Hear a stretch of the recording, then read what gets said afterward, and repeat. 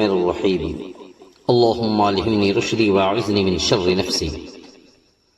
آج سامعین اور ناظرین کے لیے کچھ مشورہ کے متعلق باتیں آپ کے سامنے پیش کی جائیں گی کہ مشورے سے ہر ایک امور کو انجام دینا چاہیے۔ سورہ آل عمران آیت نمبر 159 میں اللہ تبارک و تعالیٰ کا ارشاد ہے کہ یہ اللہ ہی کی رحمت ہے کہ آپ صلی اللہ علیہ وسلم ان کے لیے نرم خو ہیں۔ اگر آپ تند خو اور سخت دل ہوتے تو یہ آپ کے پاس سے بھاگ لیے ہوتے، صحابہ کرام آپ کے پاس سے بھاگ جاتے، لہذا آپ انہیں معاف کر دیں، ان کے لیے مغفرت کی دعا کریں اور اہم معاملات میں ان سے مشورہ لیا کریں۔ پھر جب آپ پختہ ارادہ کر لیں تو اللہ پر بھروسہ رکھیں، بے شک اللہ بھروسہ کرنے والے کو پسند کرتا فرماتے ہیں۔ اس آیت مبارکہ کا مطلب یہ ہے کہ اجتماعی زندگی میں بہت سے نشیب و فراز اور اتار چڑھاؤ آتے رہتے ہیں۔ کبھی ایک کا دوسرے سے نظریات کا اختلاف رائے ہوتا ہے اور کبھی طریقہ کار اور نقطۂ نظر کا اختلاف ہوتا ہے۔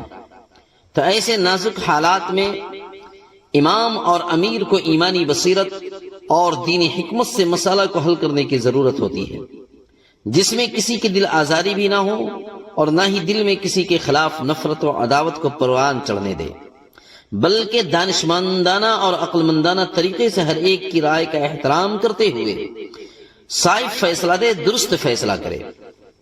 اگر کسی سے کوئی اجتہادی غلطی ہو جائے تو عفو درگزر سے کام لے اور اپنے مامور کے حق میں دعائے خیر کرتا رہے، اور ساتھ ہی یہ بات بھی ہونی چاہیے کہ ہر قابل غور معاملات میں ان سے مشورہ بھی کیا کرے۔ مذکورہ آیت مبارکہ کا پس منظر اسی بات کی طرف اشارہ کر رہا ہے کہ غزوہ احد کے موقع پہ بعض صحابہ کرام نے میدان یا مورچہ چھوڑ دیا تھا جہاں پہ اللہ کے رسول صلی اللہ علیہ وسلم نے تعینات فرمایا تھا، جس کے نتیجے میں حضرت صلی اللہ علیہ وسلم کو طبعی طور پہ صدمہ بھی پہنچا۔ چنانچہ رب ذوالجلال نے اس آیت کو نازل فرما کر اپنے رسول صلی اللہ علیہ وسلم کے غم کو ہلکا کیا اور صحابہ کی بھی دلجوئی کی اور دونوں کو ان کی ذمہ داریوں کا احساس دلایا۔ پہلے نبی صلی اللہ علیہ وسلم کی نرم خوئی، نرم مزاجی کی تعریف فرمائی اور صحابہ کی غلطیوں پر مشتعل نہ ہونے کی تلقین کی، اور حسب سابق اپنے فیصلوں اور مشوروں میں انہیں شامل کرنے کی تعلیم دی، جس سے مشورے کی اہمیت کا اندازہ ہوتا ہے۔ چونکہ مشورہ میں یہی بات ہوتی ہے کہ جماعت کے فرد میں سے ہر فرد اپنے علم اور قابلیت کے مطابق اپنے خیالات کا اظہار کرتا ہے، اپنی رائے کا اظہار کرتا ہے۔ جب ایک دوسرے کا نظریات سامنے آتے ہیں تو اس کے بعد ہی ایک اچھا فیصلہ سامنے آتا ہے۔ تاہم امیر اس بات کا تو پابند نہیں ہے کہ وہ اپنے رفقا کے مشورہ ہی پر عمل کرے، بلکہ اس کی نگاہ اللہ پر ہونی چاہیے۔ رفقا کے ساتھیوں کے مشورے کی روشنی میں اللہ نے جو بات اس کے دل میں ڈالی ہے، اللہ پر بھروسہ کرتے ہوئے عمل ہو، اللہ پر بھروسہ کرتے ہوئے عمل ہو۔